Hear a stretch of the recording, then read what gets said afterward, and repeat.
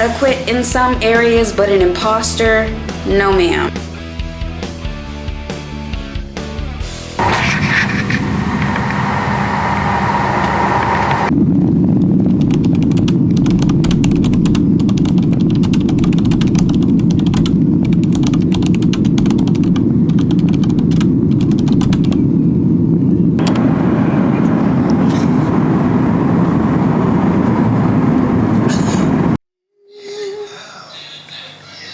We are now in Dallas, Texas.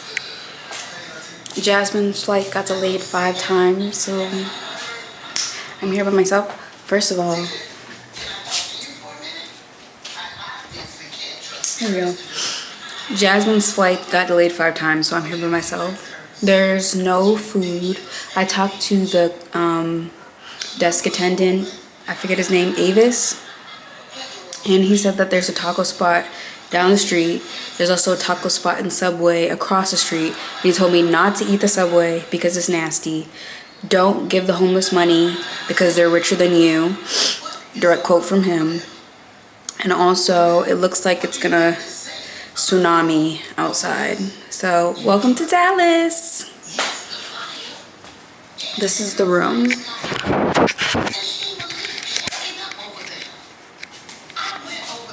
Is it cute?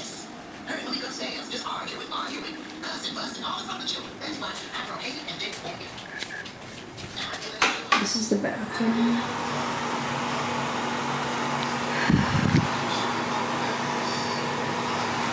Real cute. Honestly, the flight wasn't that bad. I just couldn't stay in the airport anymore. And I'm gonna wait for Jasmine so we can go get tacos. So right now I'm eating chickpea, it's not a good angle. Right now I'm eating a chickpea snack just to hold me over. And then we're gonna go to Kroger and get tacos. Toodles.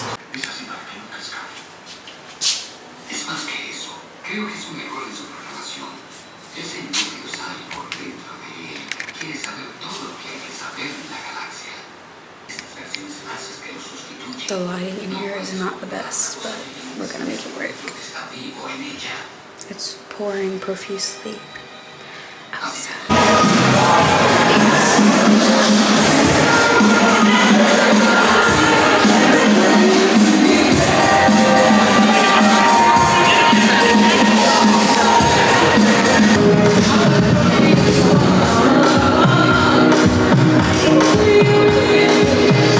Repeatability.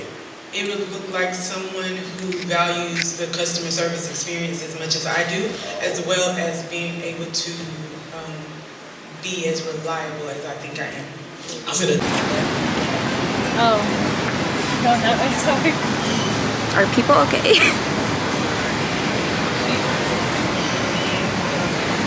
Oh, Lord. This is why I don't go outside.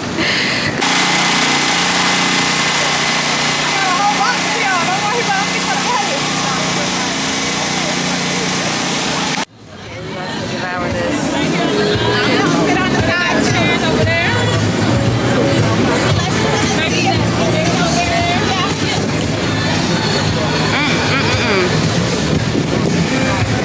This is bomb.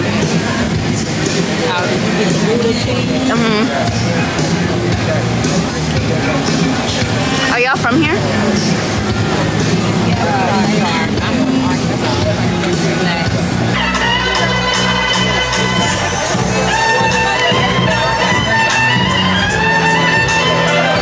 Create generational wealth in a way that you haven't seen before. They don't teach this growing up. We got to fall on our face to learn how to be entrepreneurs, and that's okay, because we have platforms like the Good Soul Forum that will open up pathways for us to make connections, to build with people, and to do all the things that we want to do so that we can be successful in our businesses. Typically, you have 2 to 3 good people around you. And then as you build your business, hands up if this has ever happened to you, somebody breaks your trust. They steal your money. You don't always get to choose what you are called for,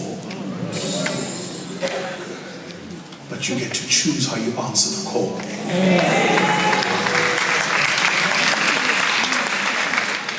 So fun. Ladies, I went on a diet to look good for you sideways. And so that you know, I'm wearing 3 pairs of Spanx the whole year.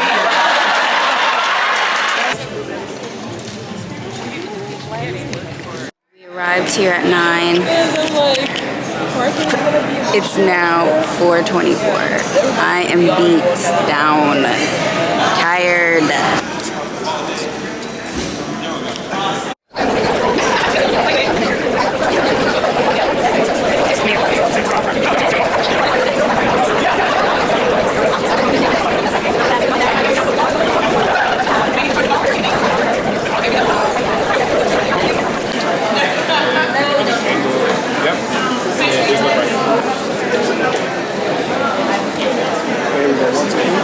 Oh wait, sorry.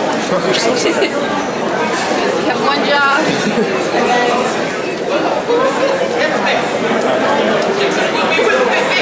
One, two, three.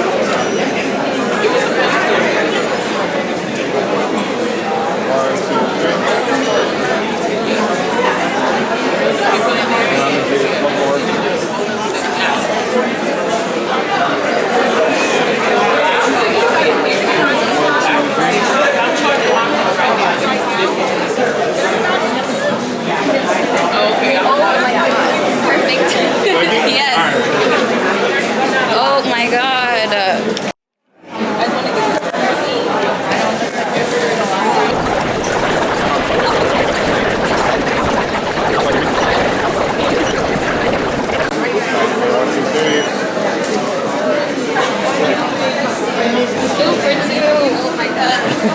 Oh my God.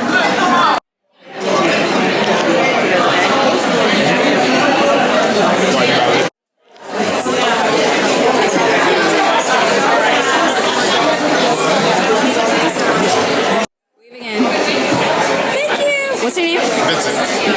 Vince? Vince. Nice to meet you, Vince.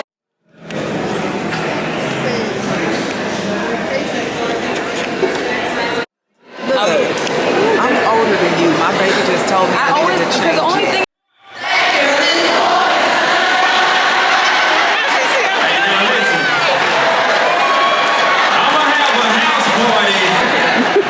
But when I announced that I no longer own my company on February 13th, 2025, do y'all know what I had on? I had a shirt on that said, Oprah is my OG. And it is such a full circle moment to be standing on this stage because little Pinky, as a little girl, I said, when I grow up, I'm gonna be like Oprah. I wanted to give out cars and stuff. But to be on this stage, not only to present Miss Oprah Winfrey herself, but to also acknowledge the excellence that is Mr. Chairman, Bishop T.D. Jakes. Please clap. Wait a minute, because I'm about to go deep. I was talking to my friend the other day about God putting you on display. How many people ever been to a retail store before? Right? All of us, okay. All right, right now it's a little tight economy, a little funny, so I don't know. But when you walk into a retail store, there is clothes on a mannequin. And then there's a merchandiser that puts the clothes on the mannequin. I was telling my friend how God is the merchandiser, and sometimes God will have to put you on display so that other people can see the vision. Amen? So today, when you hear this conversation, I want you to understand and see the vision that's been put on display. God gave Bishop T.D. Jakes and Miss Oprah Winfrey an assignment to be on display so people can see that the vision is possible. Am I talking to myself?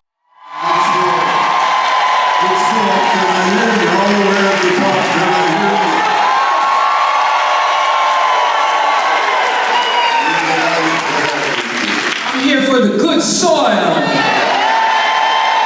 My life, because the preacher said I was God's child, and because I am God's child, all things are possible.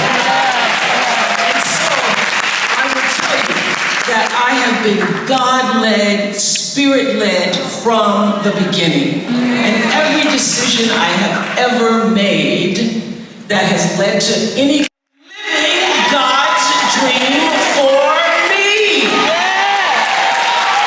Thank you, Dallas. You belong there, and you're there to be shown how your being there changes the space because of the energy that you're bringing into the space. Absolutely right. I've never felt like an imposter anywhere. And most places I go, certainly in the earlier years, I would have to leave and go, oh, I think, was I the only black person in the room? Was I the only black person in the room? Oh, I certainly was the only woman in the room, the only black person in the room.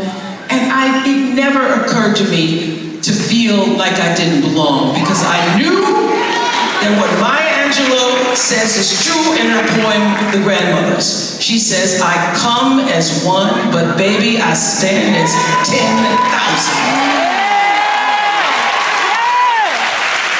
You are never in there alone. Everybody who ever prayed for you, whoever wanted for you, whoever hoped for you, you walk into the space with all of them. With all of them. And we all have been prayed up to this moment. Absolutely. Absolutely. Absolutely. Again, give it up for her, Miss Oakley. Okay, no, that's not. Okay, so I'm just gonna debrief this way. It is currently 9:17. We just got back home. We left the house to be there for 8:30. I just met Oprah. I breathe the same air as Oprah Winfrey. Let's see, where do I want to start? The amount of talking that I engaged in today, I might have to go on a month-long vow of silence. People think I'm being dramatic when I say that talking for me is quite literally exhausting. Sweets, I'm ready to collapse where I stand. I want to start at the fact that listening to Oprah made me realize that we have the same mentality. Everything that she was saying, I could relate to. Especially the part at the very end where she was expressing how she's never identified with imposter syndrome. Because recently, and in my past, people have expressed like, oh, I'm feeling imposter syndrome, and I just felt like imposter was such a harsh word that I didn't really resonate with it. I might feel like inexperienced, a bit ignorant, but I never felt like an imposter. And she said, I know whose I am, and I know who I am, and I've always felt that way. I'm not saying I've never felt inadequate in some areas, but an imposter, no ma'am. So I felt like when Oprah said I've never felt like an imposter, I was like, yes, somebody has finally said it. Because in my master's program, there'll be moments where people would say things like, I feel like an imposter, or I feel this way, or I feel that way, and they'd be like, do you feel the same? And I would just flat out say, no, I don't feel the same. I don't resonate with that. And that would kind of throw them off a bit, because one, people are used to being agreed with, even if the person doesn't agree with them. Two, I'm not gonna agree with something that I don't resonate with, because then it'll jump off of you and latch onto me. So you might feel like insecure and like you're an imposter. I'm not saying the two are synonymous, but that is not how I feel, and I shouldn't have to identify with that, even if I don't identify with that. So that really stood out to me. It also stood out to me the importance of your relationship with God and knowing who you are. If you know who you are unstoppable. And because I've always known who I am, and my grandmother and a lot of other family members have laid the foundation to establishing like great and strong core values within me, I have been set up for greatness from a young lad, like as a child. Because I know who I am. And even in the midst of extreme adversity, like moments where you think like, hey God, did you forget about me up there? I never once questioned who I was or what I was capable of. I just figured this is just character development. This is merely just adding to my story or my tell-all book. That's what I would always say. I would always say I want to move to Alaska so I could write my tell-all book and expose the happenings of my life. Now I don't really feel the same way. I do want to write a tell-all book, but not in the past I was like a vendetta. I had a vendetta. Now I'm just like, I want to tell my story. And that was a question that I asked to pivot outside of just talking about Oprah and meeting Oprah. I attended the, hold on, let me get my journal.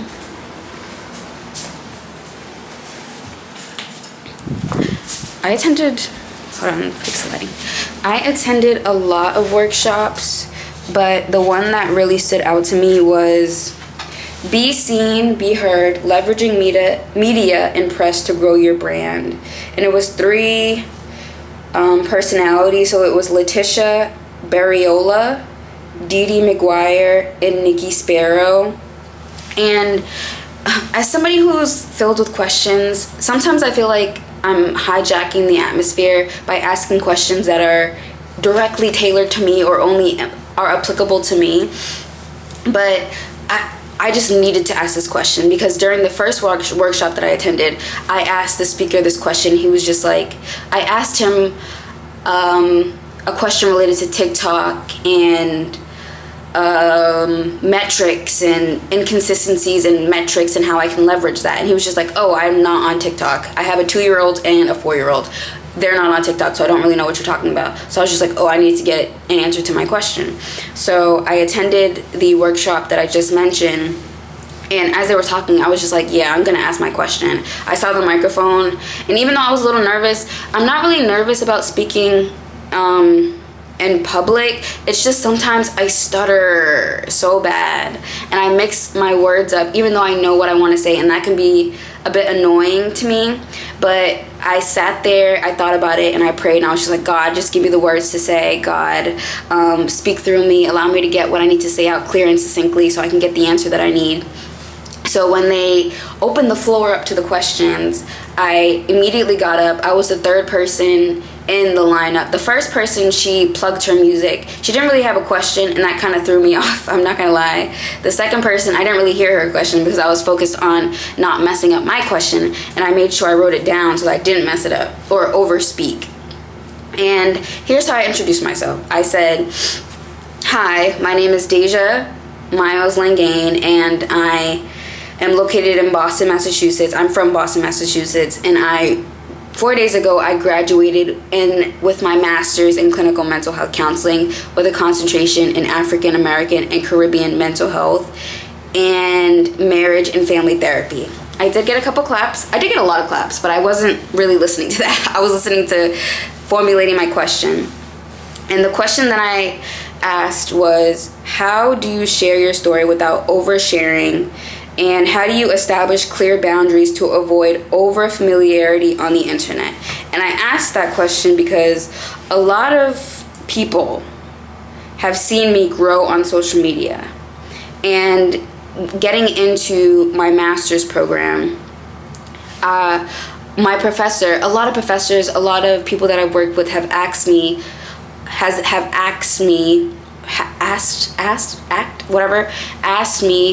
when am I gonna like share my story, share myself with my followers, or like what am I afraid of? And truthfully, I am nervous or afraid of sharing components of myself that I keep near and dear to me with the public, for them to feel like we are closer than we actually are, or that they can have an opinion on me. And although it wouldn't really impact me, it would just be very annoying, because oftentimes people share things on the internet and people offer their unsolicited opinion, and I don't want to share aspects of my life and then have to engage or go back and forth with people on their opinions of me. I feel like that's another thing that I often say. It's just like, you can have an opinion on the weather, you can have an opinion on how I treated you or how I made you feel, but you can't really have an opinion on me and who I am. And I don't want to give people the leeway or the idea that we're that cool where you could just speak freely or say things that you don't really, like, talk about things where you don't really know what you're talking about. In the words of Monique, know what you're talking about before you start talking. And I don't want to give people the impression that my life or me as a person is up for discussion or up for debate. So that now that we get that out of the way, I asked my question, and people were just like, oh, that's a great question. That's a really great question. So I was just like, eat that. I didn't ask the question to get approval. I asked the question, but the fact that it resonated with a lot of people, as somebody who's just said, like, I don't want to ask questions that are just tailored to me. So I asked my question, and I think Dee Dee McGuire answered it. Oh, fingers crossed. And she said, if my story is related to my purpose or there's an intention behind me sharing my story, go for it. Because if you're wanting to connect with people, it's important to share your story. That's what I gleaned from it. And then I was standing up there, so I was like listening to her response, and then another person responded, Nikki Sparrow, but she started talking about podcasting, and that kind of threw me off. So I thought she was talking about the girl in front of me. I thought she had jumped back to what the girl asked before. So I was just standing there. It was like dead silent, and she was just, and then she was like, I'm talking to you, and I was just like, talking to me? I never mentioned a podcast. So I then mentioned, like, oh, she then asked me, what are you trying to do with, I guess, sharing your story, or what am I trying to do next ultimately?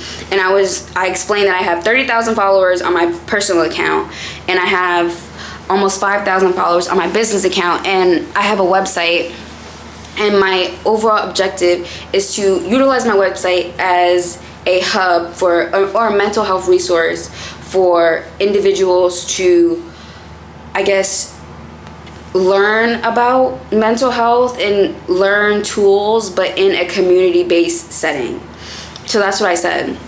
Honestly, the second response really threw me off. Like, that, I wouldn't say discouraged me, but because it just threw me off so bad, I was just like, dang, I should just sat my behind there and not answer the question. Not as like a regret, but just like, that was like icky. It was like an icky feeling. But then another woman, like later on in the day, came up to me. I don't have her name. I have her card somewhere. But she asked me, like, oh, where are you from? And I was like, oh, I'm from Boston. She's like, oh, I'm from Boston. And I was just like, oh, what part of Boston are you from? She's like, oh, I'm Dorchester, Roxbury, Mattapan. I was like, oh, I'm from Dorchester. So she's like, sweetie, I just want to give you a hug. So she gave me a hug, and we started talking. And come to find out, she has a ranch in Arizona. She has a New York Times best-selling book. She has a podcast, and she makes 6 figures on a regular. I was floored, and she's just humble. She's just humble as can be. And I was interacting with her, and I told her about my aspirations of being an equine therapist, and working with neurotypical individuals with trauma, individuals with PTSD, especially related with equine assisted therapy. And she shared her story, and we just connected in that way. She also talked about how the last time she was in Boston, she saw a lot of in Roxbury, and she's just like, it's a scary sight. Like, where did they come from? And I was like, yes, the gentrification is so bad. Boston is not looking like Boston anymore. And it's not like white people weren't in Boston before, but it's just like the newcomers it's shaking up the room. Like, the room is no longer what it used to be. And obviously for good reason, because when I lived in Boston from infancy to when I moved, I had been on the news like 5 times, and one of the times it was like heinous. And I had walked under the camera to go to school, and my Nana, I had a bright green backpack, and my Nana had seen me, my sisters, and my bright green backpack. So it's just like Boston has come a long way, but at whose expense? Like, we had to get it out the mud so you could walk your dog in peace. And I think that's just like very interesting. But back to the individual that I met. I bought a woman's book. Cost me $25, but I'm looking forward to reading it. She talked about how she was adopted, and she experienced, I don't know how to put this in words, but it was a transracial adoption and how that impacted her identity. And that was the last project that I did in school. Well, I didn't really focus on transracial identity. I focused on trauma and supporting adoptees and their adopted children who have experienced trauma. Really great project, one of my favorites, and that was inspired by Good Times. A lot of people don't know this about me, but I've been watching Good Times to go to sleep since I was like 15, every night, every single night. And I really love season 5 and season 6 because that's when Malona adopts Penny. And Penny is a traumatized child. She lied heavily. She had severe attachment issues. And I think it's really important to see that although she was extremely traumatized, Walona still loved her and adopted her, and I think that's really important. But I am right where I need to be. I am exactly who I think I am, and I'm going to be doing business and business operations a lot differently now. I'm not gonna be apprehensive to be the face of my brand, because when I speak, people listen, and I think that is scary in itself because there's a lot of power with that. But girl, trust God. One thing about it I learned when reading Matthew is it's that you need to have faith, but if you're gonna be afraid, don't waste God's time. Like, if you're just gonna be hooting and hollering about when is it gonna happen, how is it gonna happen, why me, just don't do it. Harp on the fact that you didn't do it. Don't harp on the fact that you're doing it and you're afraid and you're fearful and you're leaning on fear while doing it. So if you're gonna do it, lean on faith. You could be nervous, but don't be fearful and don't be afraid. It's okay to be introverted. It's okay to be selective with who you talk to. One thing about it, I don't want to be up in everybody's face, pushing myself like product. That is not me, and I'm okay with that. I do a lot of things, and I struggle with sharing them because it does sound like bragging. Like, oh, how do you share? Oh, I got my black belt. Oh, I met Oprah. Oh, a New York Times bestselling author wanted to meet me. Ayanna Presley wanted my autograph. And the list goes on. I owned a vending machine. But it's just like, there is a time and place. And there's a time to speak, and there's a time to be quiet. And I need to be okay with speaking more. Even if it takes every single breath out of my body. Even if it takes all of the energy out of my body. Any stone unturned, but I also don't want this camera to die. So I just want to say thank you to Essie and Peter for giving me this opportunity. One thing about it, I'm gonna be grateful. I might be a little cocky. I might be a little arrogant, a little self-righteous, but I'm gonna be grateful for each and every opportunity that I am granted. And I never had aspirations of coming to Texas, but I'm here. And I've always said that I wanted to meet Oprah. I remember in 7th grade I wrote in my journal, I want to meet Oprah so I could ask her for $1. Come to find out, she's just like me. She don't give people money. Get a job. So yeah, I don't think I have anything else to say, but I'm just extremely grateful. And I'm very loved. And so are you. Don't go away, here's a sneak peek of part 2. He also talked about how purchasing real estate is the future. I felt really convicted after I did that because I thought she did it on purpose. I just saw David Banner and he was cursing and somebody had to tap him on the shoulder and say, David, we're at a Christian organization, please.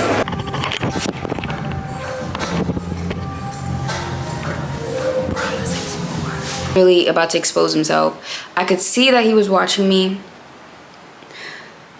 and I was just like, okay, I could see you looking at me.